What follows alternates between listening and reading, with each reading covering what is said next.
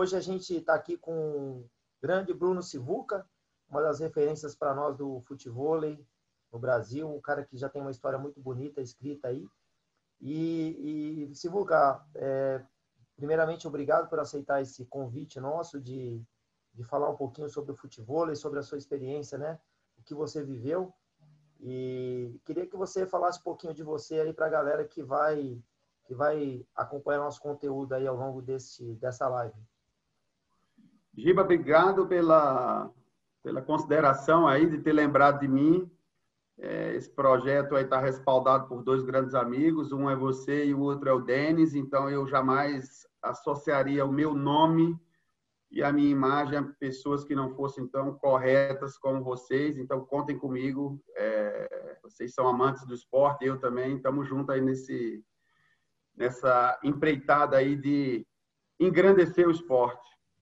E falar um pouco de mim, cara, eu sou um pernambucano que joga futevôlei desde 88 e que tive um êxito no esporte aí por alguns anos aí. Eu sou um apaixonado pelo futevôlei até hoje. Sou um cara estudioso, que eu acho que o passado é muito importante para a gente construir um futuro melhor e a gente não cometer os mesmos erros. E aí, vamos fazer esse bate-papo aí para a gente conhecer um pouquinho mais do futevôlei, né? Saber como ele chegou nesse nível que está hoje aí de desenvolvimento. Silvio, que eu fico muito grato aí de você ter aceitado o nosso convite. E eu queria que você contasse para nós, a pessoal que está acompanhando a gente, um pouquinho dessa história do futevôlei. Você é um cara que até foi atrás, né? Até antes mesmo de você jogar. Falar um pouquinho sobre o futevôlei, como surgiu o futevôlei, né? E você falou agora há pouco de Recife e tal, e como isso também depois chegou até Recife, até o Nordeste, que hoje ainda é um dos grandes polos do futevôlei, a gente tem grandes atletas, né? Então, tudo isso foi uma história que foi escrita. Eu queria que você falasse um pouquinho sobre isso. O futevôlei, a história, né, conta, Giba, que nos anos 60 tinha um grupo de rapazes que jogavam linha de passe e jogavam futebol lá na praia. E na época da ditadura teve a proibição, né? Teve a proibição, só que o vôlei, ele não foi proibido.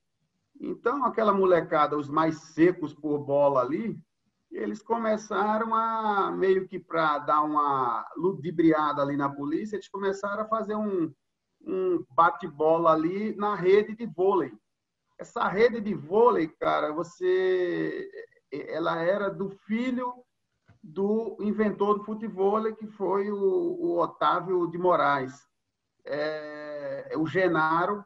Como é que eu sei que é o Genaro? Porque em Recife eu tenho um grande amigo, que é o Zé Mauro, que ele fez parte desse grupo de jovens lá que foi proibido de jogar futebol, e ele fez esse relato para a gente aí. Ele é uma testemunha viva disso tudo.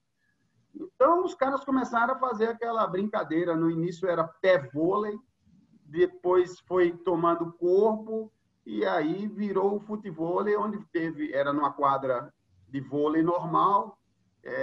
No início jogavam com mais atletas, e aí teve esse desenvolvimento. Daí para frente a gente sabe o que aconteceu. Continuando e falando um pouco como chegou no Nordeste, mais especificamente Recife, que foi o primeiro polo, o Zé Mauro, que nasceu no Rio de Janeiro, ele foi morar no ano de 72 em Recife. E aí ele tinha uma pelada de futebol que tinha na praia, ele montou uma rede. Na época em Recife só tinham 3 redes de vôlei em toda a orla.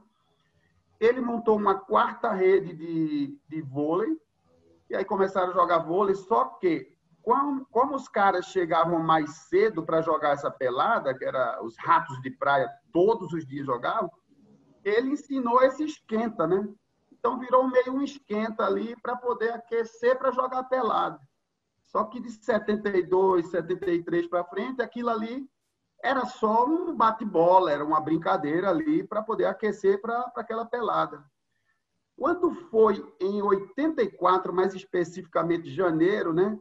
A gente está pesquisando bastante, está buscando realmente as pessoas que fizeram parte disso tudo. O Jarbas, que era um ex-jogador de futebol, na época ele ainda era jogador de futebol, o que é que ele fez? Ele tinha uma rede de vôlei que era na frente do prédio Tiradentes, que era a rede do Ninho, que jogava vôlei, e toda segunda-feira os jogadores de futebol, o Jarbas, o Birigui, entre outros, eles armavam a rede de futevôlei e batiam aquela bola toda segunda-feira.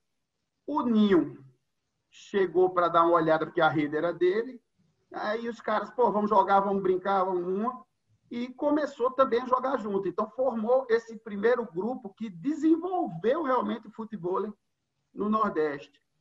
Em 85, mudaram a quadra um pouco mais para o lado direito da praia, que era a rede do Hotel Vila Rica. E construíram a rede do Vila Rica, que inclusive está fazendo 35 anos, né, agora. E em 85 já teve o primeiro campeonato. Dali para frente, o esporte começou a se desenvolver bem, né, Giba? Dali para frente, ele começou a dar um boom muito grande, porque em 85 começou a vir aqueles ratos de praia e outros caras do futebol, um monte de gente começou a jogar. Como era na frente de um hotel muito conhecido, a quadra ficava muito lotada.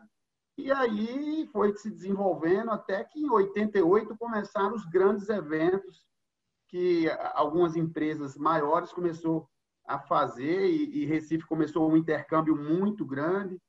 A gente mandou buscar o Renan, o Beco, Beto Moranguinho, os melhores do país que estavam muito, muito, muito, muito acima da gente. E aí, em 88, foi exatamente o ano que eu comecei a jogar também. E já comecei vendo o cara que, na época, era tido como o melhor dos melhores, e enfim, que era o Renan, que era algo espetacular. E aí foi uma febre. Foi uma febre. Aí, até final dos anos 80, né, que eu era bem amador ali, brincava, eu vi diversos torneios bem, bem bacanas aí. Então, isso é um pouco do início, né? Eu acho bem legal você introduzir já com essa história, porque a gente tem a percepção de como as coisas se repetem, né?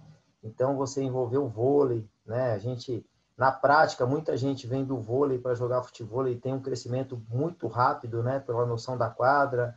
Os jogadores aí que sempre, o jogador de futebol que apoiou e divulgou o futevôlei.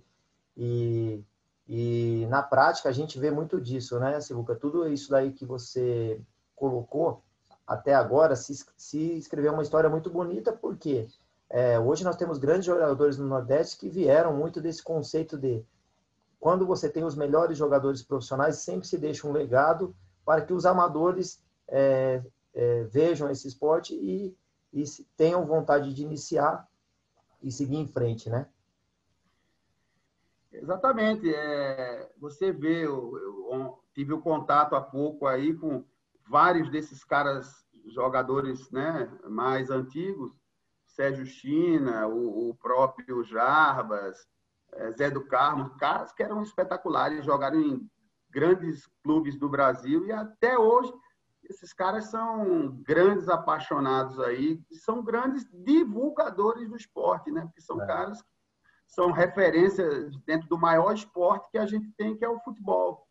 Então, a gente tem que agradecer bastante a esses grandes nomes aí que desfilam sua habilidade nas nossas areias, né? A gente vê na replay a quantidade de jogadores até que estão em atividade, que vão fazer o seu lazer.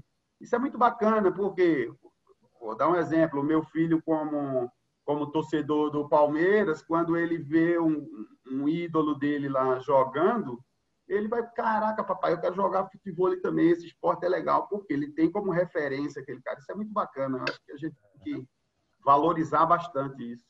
A gente, só contando rapidamente aqui, uma das coisas que realmente começou a dar visibilidade para o nosso projeto na Replay foram esses jogadores que aí estavam em atividades e que iam até lá.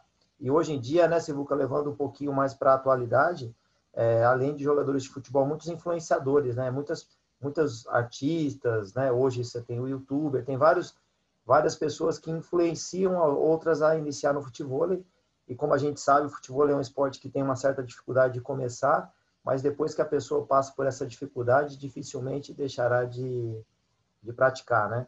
E, Sivuca, dando sequências, eu queria que você falasse um pouquinho, que a gente separou aqui, sobre a história, sobre a evolução do esporte, né? Como que foi, como se usava antigamente a bola, a quadra, as regras, o treinamento, os campeonatos, que aí eu acho que até do que você falou anteriormente, aí de 88 para frente, né? Alguns campeonatos começaram a ser organizados, e o atleta profissional de futebol. Então, pegar dessa fase que a gente começou os torneios ali, que eu lembro, assistindo o seu canal, eu assisti alguns conteúdos de Copa Skol, alguma coisa que deixou um legado até para o Nordeste, que era principalmente Rio de Janeiro e Recife e Nordeste. Então, pegando esse gancho de 90 para cá, 88 para cá, falar um pouquinho sobre essa evolução, que bola que se usava, as regras, a altura de rede, porque nós estamos com um público muito novo, né, e não sabe essa história aí, como foi essa evolução do esporte.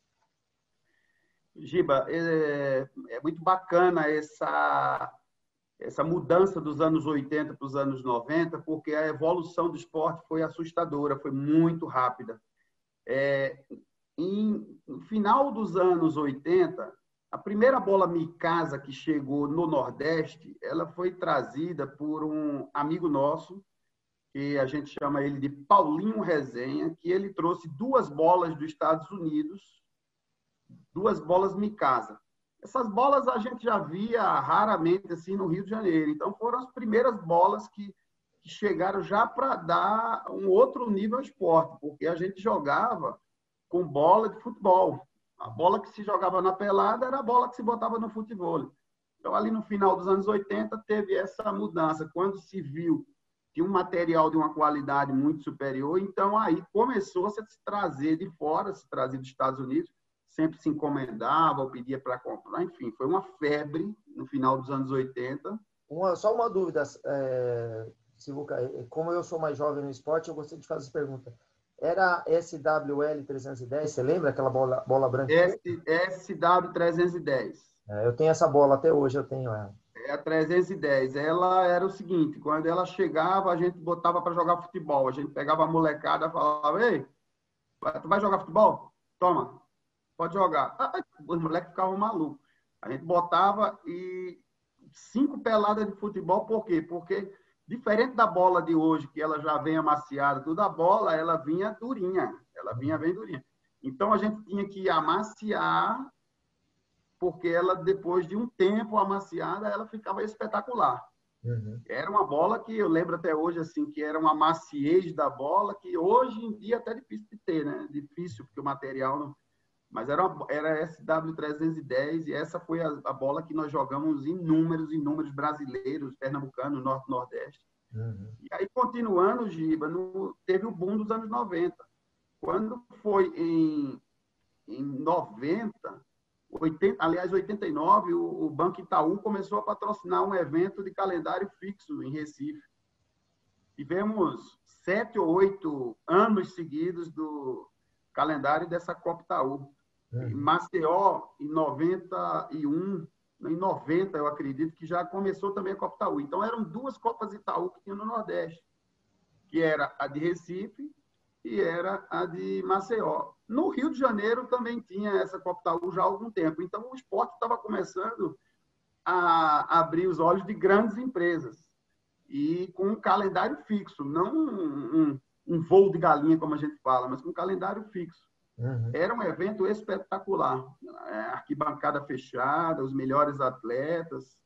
Tivemos a oportunidade ali no início dos anos 90 também de ter Verão Vivo, da Bandeirantes, que era televisionado ao vivo. Eu tive a oportunidade de ganhar tive a oportunidade de conhecer o fenômeno do Luciano do Vale, enfim.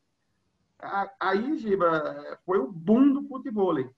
Falando um pouco de regra que você, né, perguntou, em 90 começaram as duplas, porque até 89 eram trincas. Eram 3 atletas. Tinha um reserva. Então, formavam-se as trincas e jogava. O reserva podia entrar ou sair a hora que quisesse. E era formado em trinca. Em 90, já começaram 90, ali, final de 90, início de 91, começaram as duplas. Pessoal, e aí... não, sem querer te cortar, lógico, só para o pessoal entender, trazendo para o momento atual, porque antigamente o set era muito longo, né? Para você jogar dupla também, né? Era muito longo. Muito longo porque tinha vantagem, é isso? Era igual o vôlei na época, tinha vantagem, né? A partida geralmente era de 15 pontos com vantagens. As partidas demoravam, as partidas disputadas demoravam 1 hora, 1 hora e 20. Era realmente muito cansativo. Quem não tivesse preparo físico era muito difícil de aguentar. Era bem exaustivo. E tinha outra característica engraçada, que era que o saque só era válido do lado direito. Nossa, Era só poder sacar até do lado direito. Acredito que até 92, mais ou menos. Você tinha que rodar como roda no vôlei. Você estava na direita, então você ia para a esquerda, e para a direita ia quem ia sacar. Fazia o ponto, continuava, opa, pegou vantagem, volta. Então era em sistema de rodízio. Isso foi algo bacana para a gente que era mais jovem, que pegaria ali em 93 para frente a questão de jogar com saque de qualquer lado, quando pôde se sacar de qualquer lado, porque a gente aprendeu obrigatoriamente a jogar dos dois lados. verdade. Obrigatoriamente a gente tinha que saber jogar dos dois lados, porque senão a gente ia passar um sufoco ali quando estivesse no lado ruim. Então, ali por volta de 93, acho que no Rio de Janeiro foi até um pouco antes, a gente também teve a baixa da rede. A rede era a rede 2,43, a altura da rede de vôlei. A única vantagem que tinha é que podia bater na rede. Então, assim, às vezes a gente parecia que estava sendo fisgado pela rede. A gente se jogava para dentro da rede e podia bater na rede, só não podia baixar, aí era penalidade. Tá.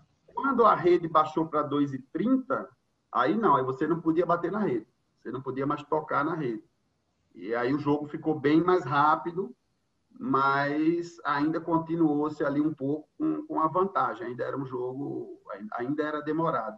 Você acha que quando mudou para 2,30, jogadores como você, Magrão, que já tinham toda essa consciência de marcação de quadra, com a possibilidade dessa bola ser um pouco mais rápida também, automaticamente o esporte ficou mais dinâmico, né? Mais rápido, né? Ele ficou bem mais rápido, Giba, porque na rede de 2,43, só quem conseguia botar a bola na descendente era eu, Magrão e o Beto Moranguinho do Rio de Janeiro. Então, o jogo era um jogo muito mais cadenciado. Os atletas tinham que atacar a bola muito subindo ou colocado, então era um jogo muito mais cadenciado. Aí esses 3 caras que eu te falei, como tinham uma impulsão grande, Magrão tinha 1,92 m, saltava 1 metro. Eu tinha 1,86 m, saltava 1 metro. Então, a gente conseguia colocar. Aquela baixa da rede, ela começou a nivelar que outros caras começaram a atacar também bem. E a gente começou a atacar ainda melhor, porque deu uma chance de realmente a porrada ser mais para baixo ainda. Foi quando o Magrão despontou bastante, eu despontei bastante, comecei a ter realmente mais visibilidade no cenário nacional. E a marcação era 18 por 9 ou era 16 por 8, igual do vôlei? Era igual ao vôlei. Era igualzinha do vôlei. A marcação continuou igualzinha à do vôlei. E acredito verdade, acho que, na verdade, o vôlei, depois, com a evolução, ele diminuiu a quadra para 18 por 8, ou 16 por 8, né? O vôlei diminuiu, o vôlei diminuiu. O vôlei manteve o 19 por 8, né? O 19 por 9. Não. 18 por 9. 18 por 9. 18 por 9, isso mesmo. 9, 9, 9, 9 em cada pedaço daquele ali. Cara, o vôlei eu acho que fez muito sentido, porque cada vez mais os atletas de voleibol, a grande maioria, eram caras gigantes.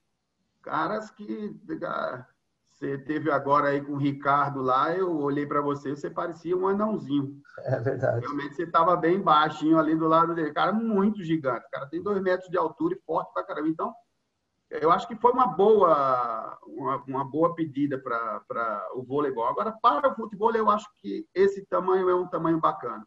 É. Guardado as devidas proporções, assim, que eu acho que no nível profissional, o Shark Attack ele acaba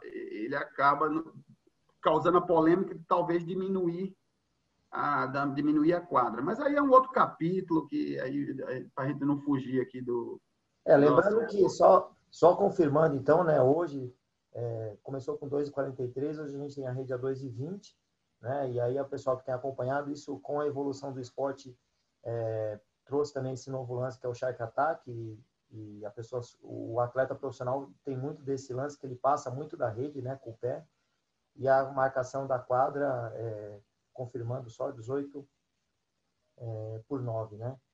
Sivuca, eu nessa minha caminhada da Replay, o que eu entendi que foi realmente o boom do esporte depois, e você pode me corrigir, foi esse formato de escolas de futevôlei, né? A gente trouxe para a Replay a época aí, em 2012, se eu não me engano, Granada e Belo, que eram 2 referências para nós. O Granada até hoje com a gente aí é a referência até técnica do nosso curso. O Belo considerado um dos maiores jogadores de futevôlei, e a gente trouxe uma inovação para São Paulo que foi adotar uma metodologia onde qualquer um mesmo pudesse aprender a jogar futevôlei, não era necessário a pessoa ter uma habilidade, uma disposição específica para um esporte. Então, o que a gente acompanhou na prática, e é esse o nosso objetivo do curso, é dar um direcionamento que qualquer pessoa pode realmente aprender a jogar futevôlei. Logicamente, quanto mais cedo o aprendizado ele é mais fácil de ser, né, absorvido. Mas hoje o que a gente vê na prática aqui na Replay são várias mulheres, adultos, idosos mesmo, crianças, jovens. O público é muito diversificado através da metodologia. Você acredita que as escolas de futevôlei realmente fizeram a diferença hoje em São Paulo e no Brasil inteiro, né? Na verdade, eu acho que o mundo inteiro hoje está vivendo um momento diferente para o futevôlei. Logicamente, um esporte ainda amador, mas que tem crescido demais. Na verdade, o esporte que eu acredito que seja o que mais cresce. Então, na sua visão aí, toda essa sua história, você acompanhou também um pouco da nossa história aqui na Replay. Você acha que isso foi um fator determinante para trazer novos adeptos, né? Você vê hoje que esse modelo, ele até mesmo em clubes de São Paulo, eles fazem com que novas pessoas entrem no esporte? Ô, Giba, foi essencial.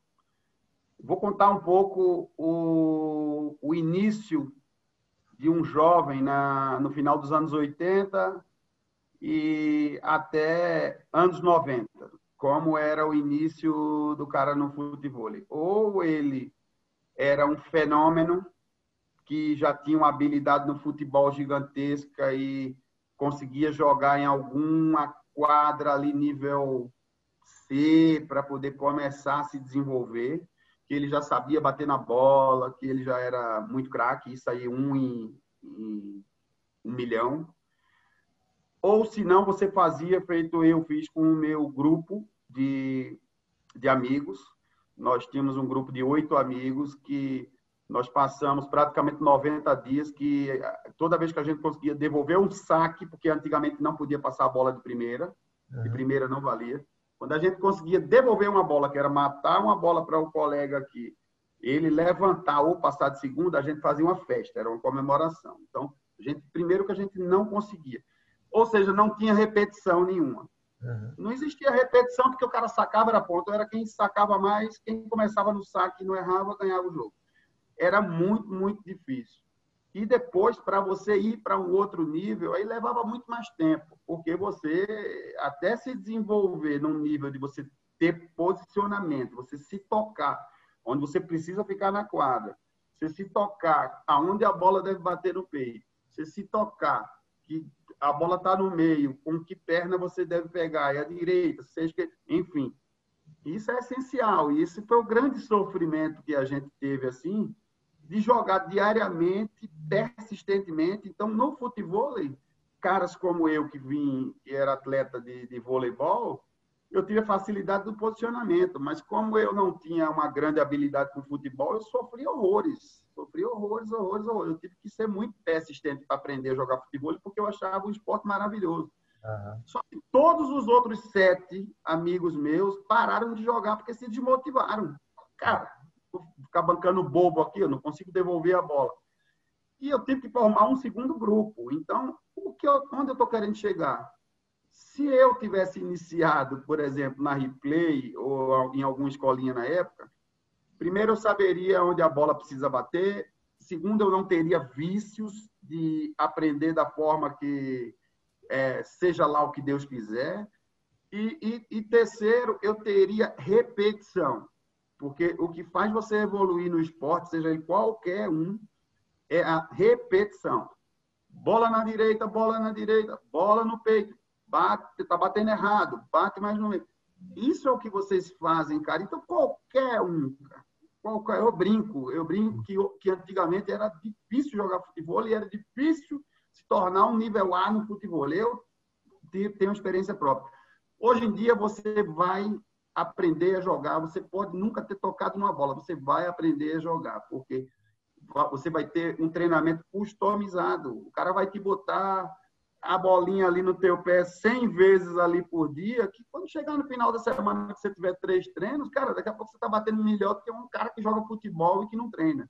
A repetição faz isso.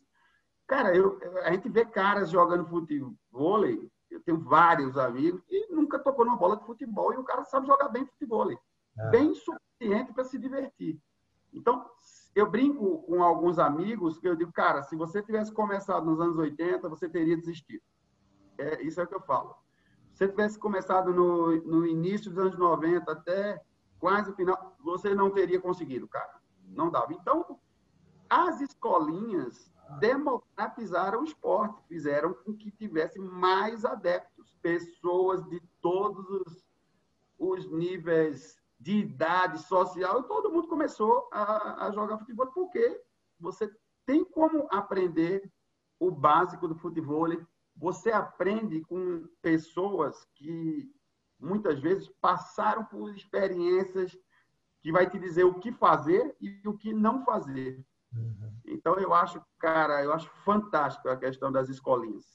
Eu acho muito essencial, cara. Fora que a inclusão gigantesca, né? Emprega de uma forma desproporcional, isso é muito bacana. E tem uma tendência de crescimento, né, Giba? Porque, imagina, nós estamos aqui em São Paulo, cara, imagina, antes de trabalhar, a gente botar o pé na areia, estar ali com a roupa de praia, à vontade, tomando aquela vitamina D gostosa. Cara, não existe nada igual. Eu sou suspeito para falar, né, cara? Sou um apaixonado. A gente, na nossa história, é isso, né? Transformar vidas, né? E transformar momentos felizes. Então, a gente sempre que recebe um novo aluno, uma nova pessoa interessada, e ela fala, olha, eu nunca joguei futebol, eu nunca fiz isso, não tem problema algum, porque realmente futebol é para todos, né? A pessoa tendo ali a vontade de aprender, na prática, a gente tem muita história como essa, né? A pessoa foi lá e nunca tinha feito, e persistiu, né? O bem-estar que dá você treinar na areia, isso que você falou, a vitamina D, faz com que ela tenha vontade de aprender e com certeza essa é a nossa missão, né? Sivuca, eu queria que você deixasse uma mensagem para o pessoal aí que vai estar acompanhando essa live, qual a sua percepção aí, o recado que você deixa para essa galera que quer aprender, que quer construir uma história no futebol aí também. Cara, a sugestão vai hoje. Faz uma aula teste, vai hoje, bota o pé na areia e tenha certeza, você não vai deixar de ir. Se for o primeiro dia, se você tiver aquele contato, você tiver também com as pessoas certas, faça com a pessoa certa, a pessoa que vai customizar o que você precisa. Cara, é para toda a vida. Não é ficar dentro, sem querer desmerecer, mas não é ficar dentro de uma academia trancada, é uma coisa com a natureza, é um contato com a natureza, um ambiente que você está ao ar livre, vitamina D, fora a família que você constrói no futebol, né? Os grandes amigos, isso, aquilo ali vira um oxigênio mental. Então, a sugestão que eu dou, cara, mesmo que você nunca tenha jogado futebol, que foi o meu caso, e cheguei a ser muito bem sucedido até como atleta profissional, vá hoje bater uma bola, vá hoje conhecer, mas procura pessoas sérias, procura um professor que vai customizar a tua aula, que vai fazer você aprender da forma correta. Não comece por conta própria se você acha que vou começar, é só fazer isso e só bater na bola. Não. Olhe o que se precisa ser feito, entenda qual o treinamento que você precisa fazer, porque é muito customizado isso. Cada um necessita de um tipo de treinamento para evoluir, cada um tem um estilo de bater, de pegar na bola. E o mínimo que vai acontecer para quem for jogar futebol é se divertir muito, cara. É um esporte incrível, é um esporte que queima, em média, 200 a 250 calorias por jogo. Não conheço exercício que queime tantas calorias assim. Então, joga tuas 4 partidinhas, queima tuas 1.000 calorias e depois vai ser feliz. Tem aquele churrasquinho, muitas vezes também tem aquele samba familiar. Maravilha, cara. O futebol é uma paixão, um ambiente familiar. Sivuca, é isso que você falou mesmo, e eu quero mais uma vez agradecer você, falar que muito importante você estar nesse projeto com a gente, e com certeza vamos seguir em frente aí, sempre do nosso lado, você para passar esse conhecimento, toda essa sua vivência no esporte, que você sabe o quanto isso é importante para mim, né, e para nós aqui da Replay. Então, mais uma vez eu deixo aqui meu agradecimento a você, e que você continue nessa caminhada aí de nos auxiliar a fazer esse esporte crescer e ser cada vez maior e atingir e impactar cada vez mais pessoas, tá bom, meu querido? Maravilha, Giba. Feito eu disse, agradeço aí, sou um apaixonado pelo futebol, agradeço o carinho seu, do Denis. Eu só me envolveria em um projeto se fosse realmente com pessoas sérias, pessoas honestas, idôneas, pessoas que fazem a coisa acontecer, mas de forma muito correta. Para mim é um prazer. Eu tenho um passado muito bacana no futebol, mas o mais importante é o meu futuro no futebol. Eu vou também voltar a fazer minhas aulinhas de futebol, porque eu preciso me aperfeiçoar, eu preciso voltar. Em época agora de pandemia, a gente precisa bater um pouquinho mais na bola, voltar ativa. Então, cara, se eu vou fazer, eu posso indicar para todo mundo, façam, divirtam-se, sejam felizes, que esse esporte é maravilhoso. Tá bom, meu querido. Mais uma vez, muito obrigado. Agradecer a todo mundo aí que está acompanhando a gente. E até a próxima, Sivuca. Que seja logo, né? Se Deus quiser, cara. Fica com Deus aí. E tamo junto aí. Contem comigo aí para o que precisarem. Grande abraço. Obrigado, mestre. Um grande abraço. Fica com Deus aí. Um abraço, Giba.